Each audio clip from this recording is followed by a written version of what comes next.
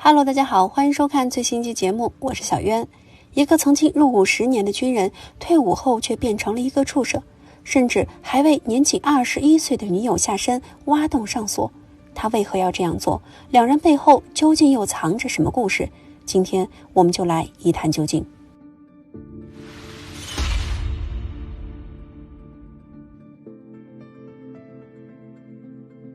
故事还得从中国四川省的成都市说起。2000年2月21号，当地一个派出所接到民众报警，报警人表示有名男子正在被人围殴，你们再不出来就要出人命了。巡警赶到事发街道后，还没来得及下车，就看到一家诊所门前围了很多人。警笛声的到来让围观人群越聚越多。被打的男子叫做姚勇，是武侯区一家诊所的医生。之所以被打，是因为他对女友下半身挖洞上锁。听到挖洞上锁这4个字，警员一脸疑惑，大清早的，你们这群家伙搞什么鬼？什么叫给女人挖洞上锁？其中一位女警员马上检查了涉事女子的身体，结果惊讶地发现她下体确实挂着一把锁，其惨状让人不忍直视。更让人震惊的是，当时女子已经怀孕4个多月，为她上锁的人竟然还是她的医生男友。出警这么多次，这绝对是巡警印象最深的一次。作为一名医生，姚勇为何会做出如此恶毒之事？整件事背后又是否有其他内情呢？警方调查后发现，被上锁的女受害者名叫刘淑荣，当时年仅22岁，男友就是前文中的姚勇，当时48岁，两人相差了足足26岁。彼此相识的缘由得从事发前1年的1999年说起。当时刘淑荣从老家来到武侯区，进入一家鞋厂打工。在某天上班时，她突然觉得身体不舒服，本以为休息一下就无大碍，不料愈加严重。在妹妹的陪同下，她来到工厂附近找药店。人生地不熟的两人走着走着，找到了一家名叫爱心门诊的兽医诊所。远水救不了近火，刘淑荣决定在这里先医治，实在不行再去远一点的医院。走到屋里后，一个男子迎了上来，年纪看起来有40多岁，他就是姚勇。诊所不大，加上休息的地方只有10个平方左右。因为没有行医资格，姚勇一直没有申请营业执照，很多认识他的本地人都不会找他看病。走进爱心诊所的患者大多是周围不熟悉情况的外来务工人员，其中一个就是刘淑荣。稍微诊断后，姚勇给刘淑荣吊了点滴，临走前还叮嘱他，打完点滴高烧应该就会退了，但明天还要来就诊，根据康复情况再决定是否继续打针。同时姚勇还告诉刘淑荣的妹妹，明天不用陪你姐姐来，省得请假还要被厂里扣工资。听到这话，姐妹两人心里泛起一阵暖意。出门在外遇到好人，不愧是医者仁心。可他们怎么也没想到，这番似好心的关怀其实暗藏杀机。第二天，刘淑荣果然独自来到诊所。姚勇一看，心中大喜，他简单询问了几句病情，并要求再打1小瓶点滴，承诺此后会药到病除。不过奇怪的是，这次输液的地方不是在就诊室，而是姚勇休息的小隔间里。在输液接近尾声时，姚勇拿了一杯水进来，说这是药物冲剂，喝了能尽快康复。半信半疑的刘淑荣接过姚勇手中的杯子，一口闷。大概几分钟后，他突然感到昏昏沉沉，眼前的景象越来越模糊，期间还隐约听到关门的声音。确定刘淑荣昏迷后，姚勇拔掉了他手上的针头，将其抱到床上。随着衣服一件件被脱下，房间里的医生变成了畜生。数小时后，刘淑荣终于苏醒了过来，但她觉得自己下半身非常痛，尤其是那个敏感部位。更让人震惊的是，自己身上居然一丝不挂。正当她准备大声尖叫时，姚勇走了进来。看到这个男人得意的笑容，刘淑荣明白了一切。她脑袋一片空白，因为害怕事情暴露，姚勇威逼利诱，一边以尸身威胁，一边承诺会负责，只要乖乖跟了我，等我发达了，别墅豪车我样样都不会少你。21岁涉世未深的刘淑荣就这样被说服，她脑海里好不容易想起报警的念头早已不知去向。在宿舍看到姐姐后，刘淑荣的妹妹发现姐姐情绪有点奇怪，并问她要不要再去诊所检查一下，但姐姐一直坚称无大碍。一段时间后，在姚勇的要求下，刘淑荣搬到爱心诊所和她同居。当时妹妹怎么也想不通，姚勇跟姐姐就只是见了一面，结果就喜欢上了她，而且对方还比姐姐大26岁。诊所里的一切看起来都破破烂烂。爱情就像龙卷风，不是你疯就是他疯。刘淑荣搬过来后，为了庆祝自己告别单身，也为了炫耀自己找了个年轻小迷妹，姚勇特地请了几个朋友聚餐。饭桌上他宣称刘淑荣是自己刚过门的妻子，即使两人根本没登记领证。同时姚勇还要到了女友老家的地址，给未来的岳父岳母写了信，在信中以女友的口吻说自己找了个男友，对方是医科大学的高材生，不仅人长得帅，还很能干。写完信后，姚勇还不忘加个红包，里面装着300元人民币的现金，撒谎说这是男友的心意。刘淑荣的父母收到信件后，觉得有点不可思议，大字不识几个的女儿居然找了个高材生。虽然有点怀疑，但想到只要女儿过得好，那他们就一切放心了。在刚开始同居时，姚勇表现得还算不错，经常主动承包家务。刘淑荣一度以为自己找了个好男人，很快就能过上幸福的生活，便直接辞去了厂里的工作，甚至还放弃了最后1个月的工资。事实证明，他还是太年轻了。因为长相甜美，总有一些不知情的年轻小伙喜欢跟刘淑荣搭讪。考虑到女友跟自己的年龄差，以及每天收入平平的药店生意，姚勇内心越来越不安。每次女友很晚回来时，他就会习惯性打听女友的行踪。起初这种不安和担心只是徘徊在脑海里，后来直接反映到行为上。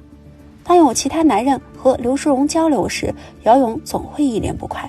男友莫名其妙的反应让刘淑荣越来越无奈，一个喜欢联想，一个不爱解释。就这样，姚勇强烈的控制欲和占有欲，最后演变成了肢体暴力。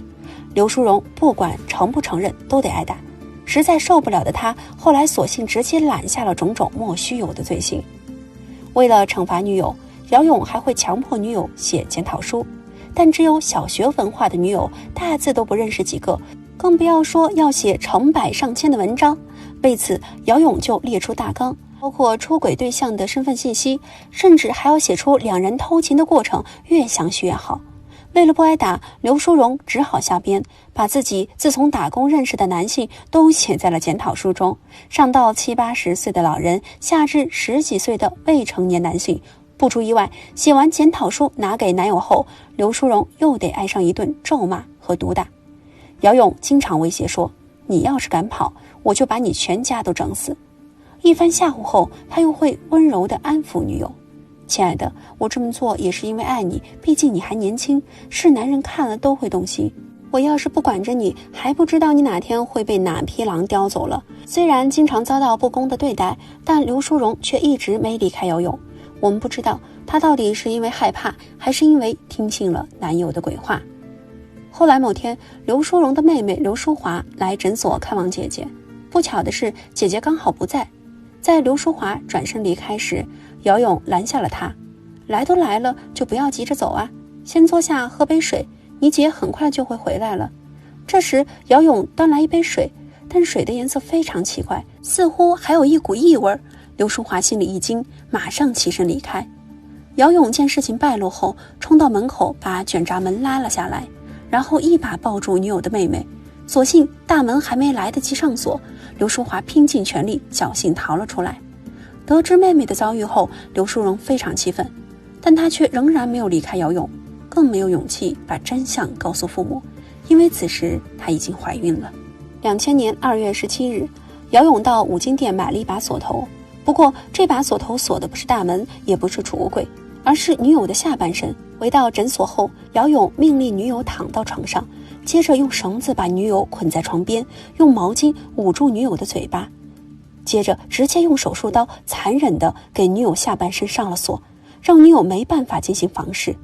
怀孕4个多月的刘淑荣看到自己下半身挂的锁头后，直接怀疑人生。如果用一句话评价男友，那就是表面医生，实际畜生。爱心诊所，黑心医生。自从挂上锁后，刘淑荣只要一走路，她的下体就会很痛。这种痛不但是肉体上的，更还表现在心理上。她不敢跟任何人提起，包括自己的妹妹。另外一边的姚勇，即使给女友的下半身上了锁，但他依然没有停止对女友的怀疑。相反，他每隔几个小时就会查看女友有没有偷偷把锁换掉。在他眼里，女友似乎就是私人财物，必须用锁头牢牢锁住。2月21日，也就是被男友上锁后的第4天，刘淑荣实在无法忍受下体的疼痛，就趁着男友不注意时，向隔壁邻居大姐求救。大姐一看刘淑荣下面后，整个人无比震惊，她连忙报了警，在警方到来前还找其他人帮忙。附近几名热心民众获悉后，直接冲进诊所，把姚勇拉了出来，把他围在一起拳打脚踢。因为害怕出人命，围观人群里有人报了警，这才有了前文中的情节。其实在这之前，刘淑荣曾3次被叫到诊所门口罚跪，旁边店铺的邻居也多次好言相劝，但姚勇始终不为所动。他说这是对妻子在外面勾三搭四的惩罚。起初邻居以为等姚勇火气降下来后，罚跪的闹剧就会收场，岂料这次他如此过分，居然用锁头折磨4个多月的孕妇，这换谁都看不下去。确定基本情况后，巡警立即控制了姚勇，并要求他当场交出钥匙。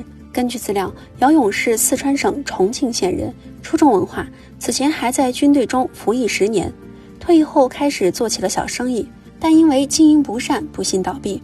后来靠着在部队接触过的医术，姚勇来到成都市武侯区开设私人诊所，开始无证行医。而跟他同居的刘淑荣则是来自成都金堂县一个偏僻小村庄，家里靠种地为生，父母没法供养3个孩子上学。作为家里的大女儿，刘淑荣自然知道父母的压力，所以小学毕业后就离开了校园，帮父母干农活，偶尔会去镇上接点手工活赚外快。因为地理位置偏僻，刘淑荣村里的年轻人几乎都外出打工，普遍到过年时才回来一次。看到到处挥霍的同龄人，刘淑荣非常心动。17岁那年，她决定走出老家，前往大城市打工。后来和妹妹进入武侯区某家鞋厂，这才遇到了姚勇。在警方立案之后，关于是否要控告男友对自己的罪行，刘淑荣曾经犹豫了好一阵子。因为在她的认知里，只要女人和某个男人发生关系，那就只能认定这个男人了。无论双方是否有登记领证，这种传统的观念枷锁是她不敢离开姚勇的原因之一。同时，她怕姚勇出狱后真的会报复自己家人，所幸在警方的鼓励和支持下，刘淑荣才站出来指证男友。审讯时，姚勇表示，女友经常在外面和其他男人乱搞，得了尖锐湿疣，自己实在没办法才出此下策，还说那里本来就有洞，就顺着洞给加了个锁。姚勇甚至还狡辩说是征求过女友同意才给女友上锁，可刘淑荣告诉警员自己根本没同意，是男友用暴力方式强制给她做了手术。事情传开后，很多媒体记者纷纷来到警局，把镜头话筒对准姚勇。看着周围这么多相机，姚勇瞬间戏精上身，含泪说道：世上没有无缘无故的爱，也没有无缘无故的恨，我管教女友是怕会失去她，我之前离婚就是因为前妻作风不好，现在她也这样，弄得我很痛苦。我天天为她洗衣做饭，她却背着我偷人，我能不管吗？我已经很不容易了，你们干嘛还要这么对我？而且这是我的家务事。可根据警方的调查，姚勇的女友根本没有出轨，也不存在他和其他男性勾三搭四的事情，一切都是姚勇自己的幻想。家务事这3个字，姚某根本不配说出口，因为他根本没有和刘淑荣登记领证，更不配有一个家。他此前的妻子叶水珍就是因为不堪忍受暴力，在女儿还没满1岁时就带着女儿离开，而这一走就是整整12年，期间两人一直没联系。直到从报纸上看到丈夫被抓的消息后，叶水珍才敢带着女儿回到娘家。她告诉记者，每次和丈夫发生争执后，丈夫就会往死里打自己。当地民众认为姚勇根本不配做人，更不配做一个医生，爱心诊所这个招牌直接被人给砸了。获悉女儿的遭遇后，刘淑荣的父母无比痛心，他们一直以为女儿找到了个好人家，不料居然一直被人如此虐待。父亲告诉记者，把女儿接回来后，他一直不敢接触任何人，也不和任何人交谈。把饭菜端到他面前时，他眼里经常都有泪花。看到女儿这番模样，自己心如刀割。2000年6月19日，针对此案，当地法院召开了庭审，姚勇侮辱妇女罪名成立，被判5年监禁。2005年下半年，姚勇被释放出狱。在接受央视记者采访时，他依旧认为给女友上锁是自己的家务事，还说是周瑜打黄盖，一个愿打一个愿挨。光阴似箭，如今已经是19年后的2024年，此时的姚勇身在何处？有没有真正悔过自新？还是在另外一个角落继续给下一个伴侣上锁？我们不得而知。但我们知道的是，他给刘淑荣上的那把锁，也给他自己的人生彻底上了锁。10年老兵的光荣，满腔正义的气概，早已荡然无存。刘淑荣下半身那把锁虽然已经被解开，但不幸的是，他又化成心里一把无形的锁。这把锁在将来也许会被摘下，又也许他永远无法解开。我是小渊，我们下期再见。Hello， 大家好，欢迎收看最新一期节目，我是小渊。今天我们讲个非常狗血的案件，一位帅小伙在吃了老板娘的烤鸭后，自己变成了床上的鸭，还把老板娘活活烧成了烤鸭。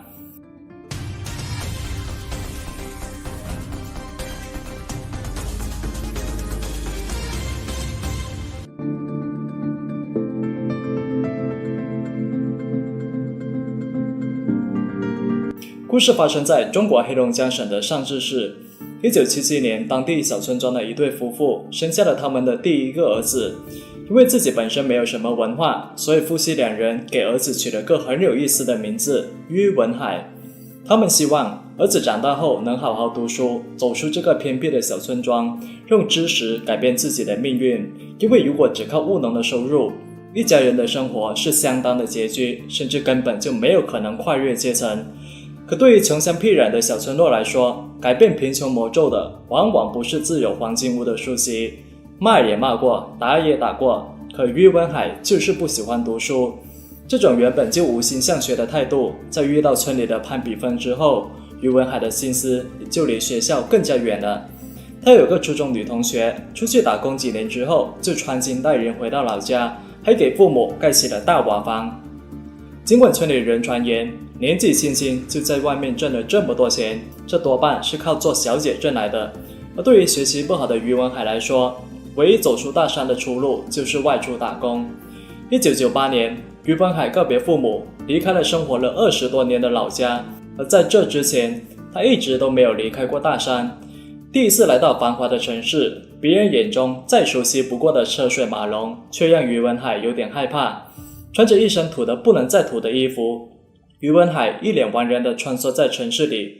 看到穿着大胆、身材姣好的女性，他总会忍不住偷瞄几眼。对他来说，偌大个冰冷的城市，这些女孩是于文海唯一能够找到的热心了。由于没有什么特长，于文海只能经常奔波各地找工作，挣钱不多，而且还非常辛苦，常常是在一个地方干了几个月，他就不干了。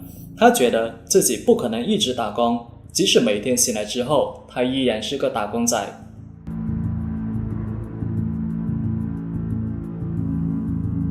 2001年8月，闯了2年社会后的于文海就来到了首都北京，在一家酒楼里当服务员。也许是于文海的形象比较英俊，人也比较老实，所以他很快得到了老板的信任，被安排跟一位大姐负责进货。这位大姐名字叫做郭彩虹，一个50岁的已婚中年妇女，是酒楼老板的嫂子，自己还在附近开了一家烤鸭店。而在这家酒楼里，除了老板，就属她的权力最大。因为采购工作并不忙，所以为了打发无聊的时光，于文海和郭彩虹两人总是喜欢凑在一起闲聊。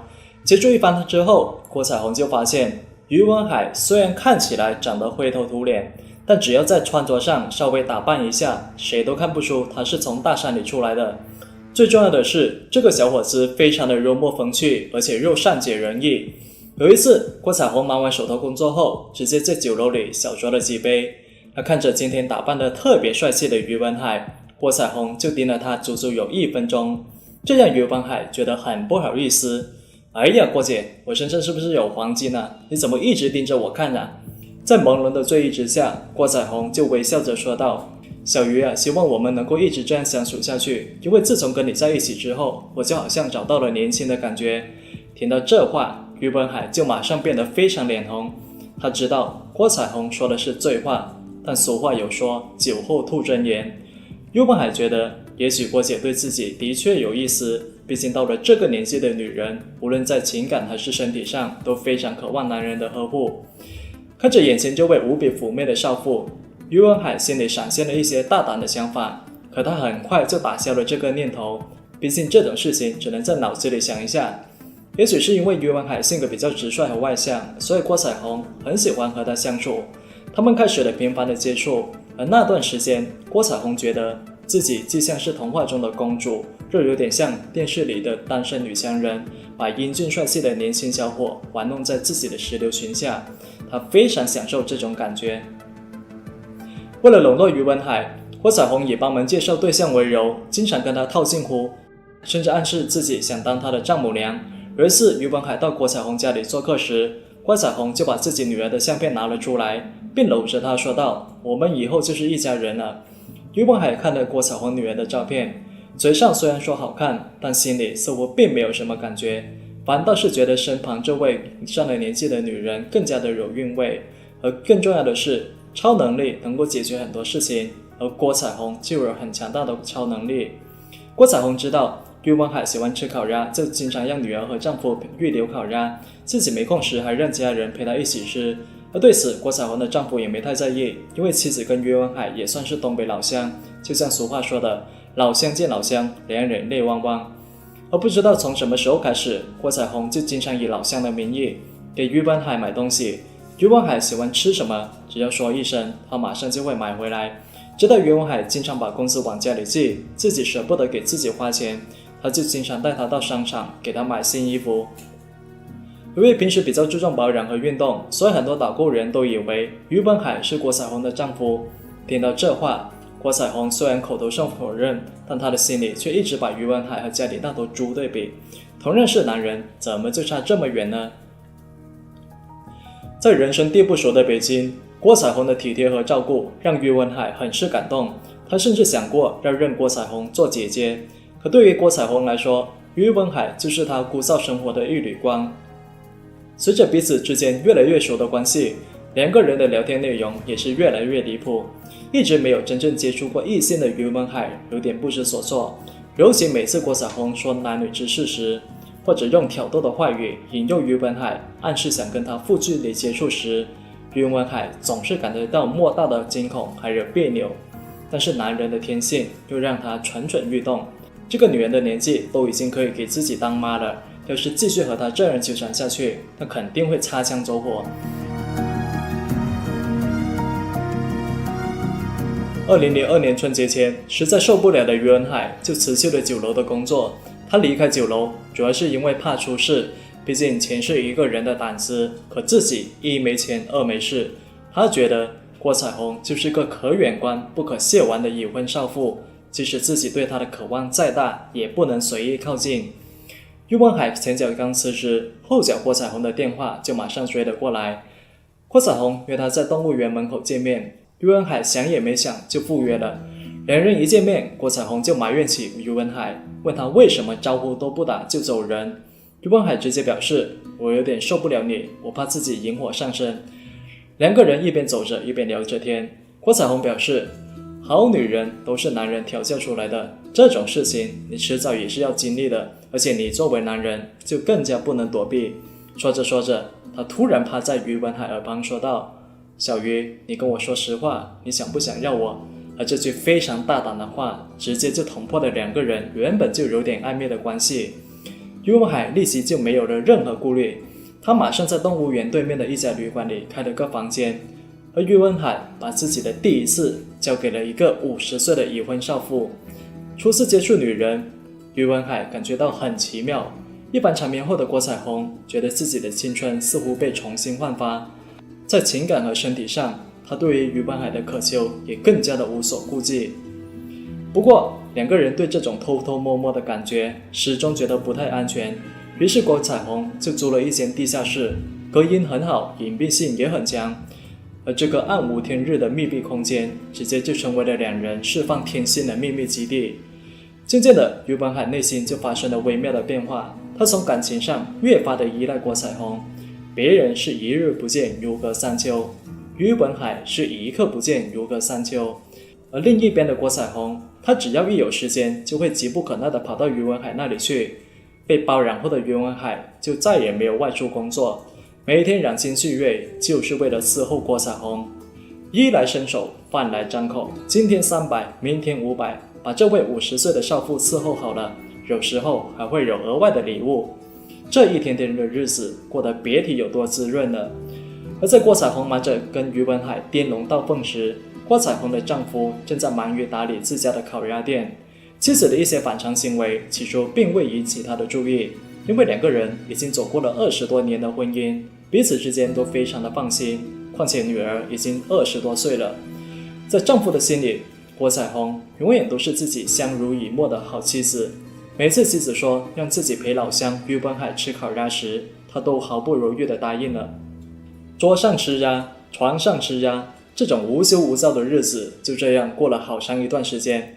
每当于文海与郭彩虹亲密结束时，他就会有种90肉龄的欲仙欲死，而更为重要的是，自己再也不用出去奔波了，再也不用当那个苦逼的打工仔。被人用钱包养的日子实在是妙不可言。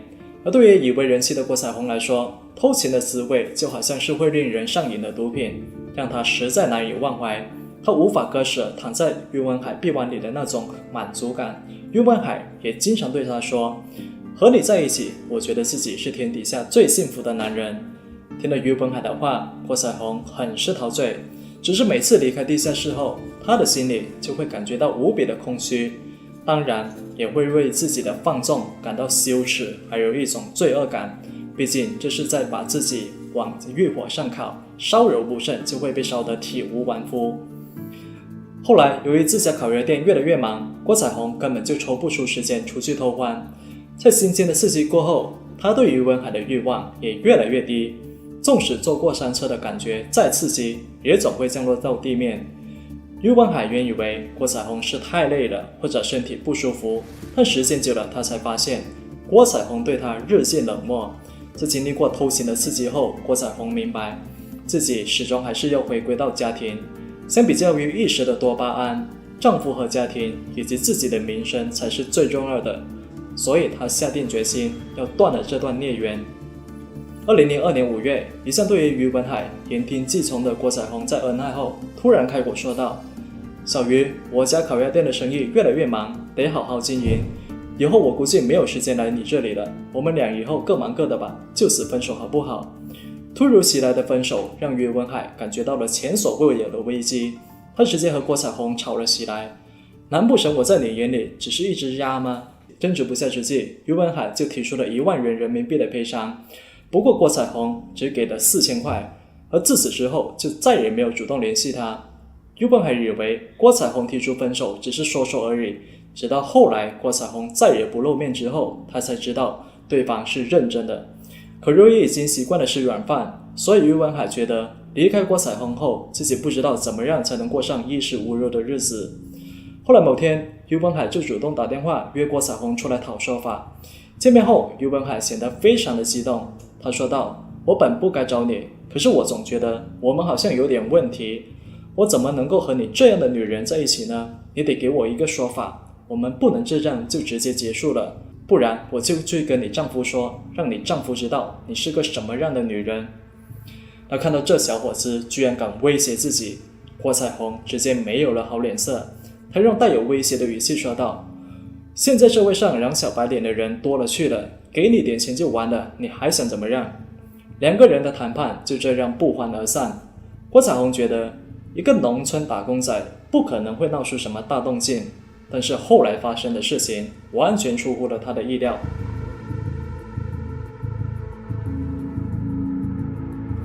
于文海3番5次的到郭彩虹烤鸭店去，开始的时候还不敢把两人偷情的事情说出来，而别人问起来，于文海就说自己是来找郭彩虹的女儿。那既然得不到你，那我就对你的宝贝女儿下手。直到有一天，郭彩虹的女儿把他给臭骂了一顿，而满肚子火的于文海就给郭彩虹的丈夫打电话，要跟他谈判。但郭彩虹的丈夫一口就回绝了，你以为你是谁？我跟你没有什么好谈的。说完就把电话给挂了。他以为于文海是要纠缠自己女儿，而这时候的他根本就没有想到，于文海想谈的事情跟妻子有关。被骂了一顿后的于文海一肚子火，我可是睡过你老婆的人，你居然敢这样敷衍我。2002年6月26号晚上，于文海就带着一把匕首来到了郭彩虹家门口等他。接着郭彩虹最不愿意看到的一幕发生了，自己和丈夫被于文海堵住去路，她的手里还拿着一把尖刀。她一上来就拉着自己的手说道，姐，我们两个谈一下。为了不让丈夫误会，郭彩虹就直接怒斥了于文海，然后就装作什么事情没发生那样就跑了。而看见于文海拿着尖刀，郭彩虹的丈夫就冲了过去，你算老几，敢威胁我老婆，小心我揍你，臭小子。而被这么一骂，于文海顿时就感觉到头晕脑胀，大脑里一片空白。她举起尖刀就向郭彩虹的丈夫刺去。郭彩虹的丈夫拿自己的手挡了一下，那接着他就来到了警局报警，而意图伤人的于文海也因此进去吃了15天的牢饭。回到家里，郭彩虹的丈夫一肚子火，他对妻子大声怒吼，我现在是不是喂不饱你，你居然敢在外面偷吃。在丈夫的追问下，郭彩虹如实交代了自己跟于文海的事情。面对背叛自己的妻子，丈夫脸色铁青，虽然他很想扇妻子几巴掌，但最后也只甩下了一句话，你下一步打算怎么办？郭彩虹本来以为于文海进去吃几天牢饭，然后就会变得老实一点，可他不知道的是，此时的于文海已经变成了一个复仇者。他认为自己是受害者，明明是郭彩虹引诱自己犯罪，最后却是自己吃了牢饭。当时在床上有多快乐，现在就有多痛苦。在看守所里的每一分钟，他都想着出狱之后怎样报复郭彩虹。2002年7月14号，刚刚从看守所里出来的于文海就在北京西郊市场买了一包耗子药，原本想在小树林里服药自尽，但后来他觉得这样做太便宜郭彩虹了。这时候他就萌发了一个恶毒的念头，决定火烧烤鸭店，跟郭彩虹同归于尽。来到超市，他买了一把菜刀、一把尖刀，还有一个塑料桶，以及在路边加油站买了30块钱的汽油。而当天傍晚，于文海出现在郭彩虹的烤鸭店门口，他一进门就把汽油桶放在门口。看到郭彩虹，于文海叫了一声大姐。郭彩虹一看于文海又来纠缠自己，就非常的生气，你又来干什么？话还没有说完，他就顺手拿起一根铁棍，准备朝于文海挥去。而被惹怒的于文海就用刀狠狠砍向了郭彩虹。而接着于文海就拿起汽油桶，把汽油全部倒在了烤鸭店还有郭彩虹身上，最后拿出打火机轻轻一点，地上马上就燃起了一串大火。周围邻居发现起火后立即报了警，并且找人灭火，可是大火丝毫就不给他们情面，一直在拼命舞动。在大火中，于文海先后吃下了随身携带的3包老鼠肉，接着拿起尖刀扎向自己的腹部，同时试图割腕自杀。而在熊熊燃烧的大火中，于文海就像一只被烤焦的鸭子，一下子就昏死了过去。而当时郭彩虹的丈夫正在屋里睡觉，被叫喊声惊醒后，他推开门就看到大厅里着了火。伙计告诉他，刚才有个男人砍伤了老板娘，然后还放火烧餐厅。郭彩虹的丈夫隐约看见妻子躺在一个墙角里，身上还燃着熊熊大火，他赶紧让伙计帮忙灭火，并试图将妻子从火中拉出来，但可惜还是没能救回妻子。扑灭大火后，于文海的肚子上就满是黑血，他被送到了医院抢救，所幸抢救的及时，他侥幸活了下来。而在审讯室里，他承认了自己的所有罪行。2002年12月12号，北京市第一中级人民法院就作出了判决，于文海因为犯故意杀人罪还有纵火罪被判处死刑。25岁的于文海，这个爱吃北京烤鸭的打工仔，在51岁已婚老板娘的引诱下，心甘情愿当了一只鸭。当软饭不能继续吃下去的时候，他做了错误的选择，拿起了汽油还有尖刀，把情人活活给烧成了烤鸭。我是小渊，我们下期再见。